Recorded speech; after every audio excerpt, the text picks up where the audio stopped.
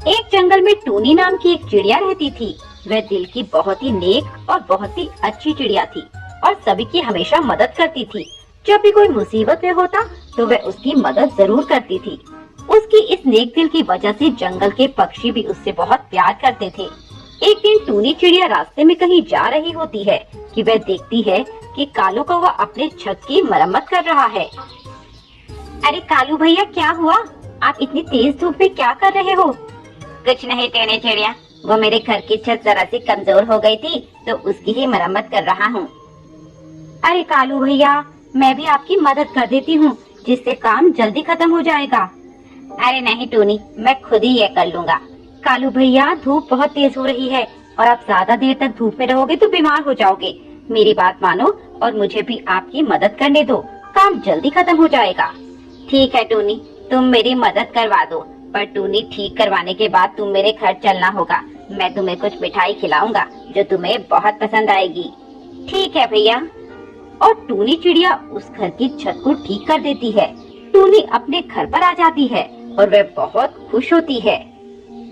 लगता है आज रात को बहुत तेज तूफान आने वाला है। मैं सभी को बोल देती हूँ कि वह सभी अपना अपना ध्यान रखें।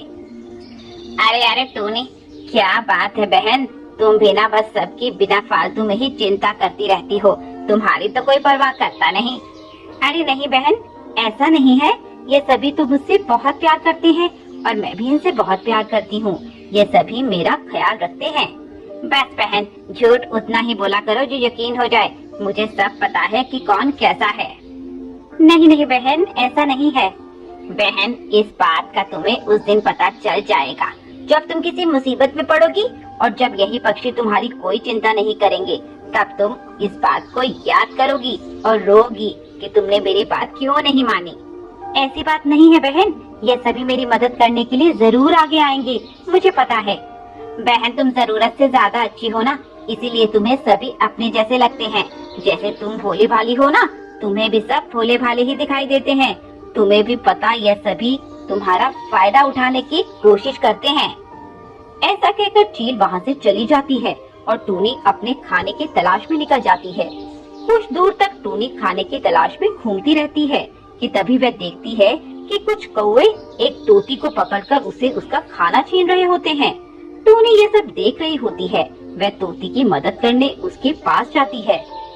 अरे काले कौवे, छोड़ दो इस तोती को, क्यों इसका खाना छीन रहे हो? इस बेचारी ने कितनी मेहनत से उस खाने की तलाश की होगी।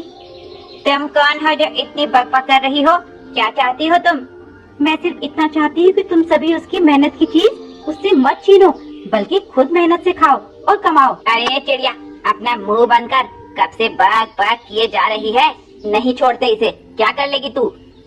बहन, तुम मेरी वजह से इनसे मत उलझो, ये बहुत बुरे हैं। बुरे हैं तो क्या, कुछ भी करेंगे? मैं इन्हें ऐसा बिल्कुल भी नहीं करने दूंगी, चाहे कुछ भी हो जाए।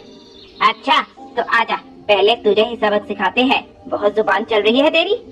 ऐसा कहकर टूनी चिड़िया तोती को बचाने के लिए उस कौवे से भिड़ जाती है और उन कौवे से उस तोती को बचा लेती है। अरे बहन, इसकी कोई जरूरत नहीं है। बहन, तुमने मेरी जान बचाई और जान बचाते बचाते खुद ही जख्मी हो गई, तो मेरा भी फर्ज बनता है कि मैं तुम्हारी मदद करूं। बहन, आज के जमाने में कोई किसी की मदद नहीं करना चाहता और ऐसे में तुम बिना किसी जान पहचान के सबकी मदद करती रहती हो। बहन, कभी भी तुम्हें मेरी जरूरत पड़े तो मुझे जरूर याद करना, मैं तुम्हारी जरूर मदद करूंगी बहन। हाँ हाँ बहन, क्यों नहीं। जब वह अपने घर की ओर जा रही थी तो वह देखती है कि उसका पड़ोसी कबूतर जोर जोर से रो रहा होता है।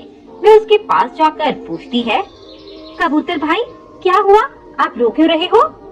क्या बताऊं बहन, मैं बहुत मजबूर हूँ। कबूतर भाई, आप मुझे बताइए, मैं आपकी जरूर मदद करूँगी। टूनी बहन, मेरी बच्ची की तबीयत अचानक से खराब हो गई है। जब मैं उसको हॉस्पिटल लेके गया तो वहाँ उसका चेकअप करवाया तो डॉक्टर ने बोला कि मेरी बच्ची को कैंसर है।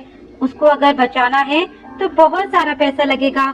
मैं इतना पैसा कहाँ से लाऊंगा, यही सोचकर रो रहा था। आखिर मैं गरीब कबूतर और कर भी क्या सकता हूँ रोने के अलावा। भाई, आप चिंता न करें, सब कुछ ठीक हो जाएगा, मैं आपकी मदद करूँगी। पर बहन, तुम मेरी मदद कैसे करोगी? भाई, आप ज्यादा न सोचो, मैंने अपनी जरूरत के लिए कुछ पैसे जोड़े थे, वही पैसे मैं आपको देना चाहती हूँ। बहन, मैं तुमसे वो पैसे कैसे ले सकता हूँ? वो तुम्हारी जरूरत के पैसे हैं और तुम्हें उनकी जरूरत पड़ सकती है। भाई, मुझे अभी उनकी कोई जरूरत नहीं है, इसीलिए मैं आपको वो दे रही हूँ। जब मुझे जरूरत होगी तो मैं आपसे बोल दूंगी, ठीक है? टूनी बहन, तुम बहुत अच्छी हो।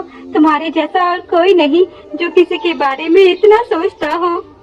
ऐसा कहकर टूनी चिड़िया कबूतर को अपनी जरूरत के लिए इकट्ठे किए पैसे उसे दे देती है और इस तरह टूनी चिड़िया कबूतर की बच्ची की जान बचा लेती है।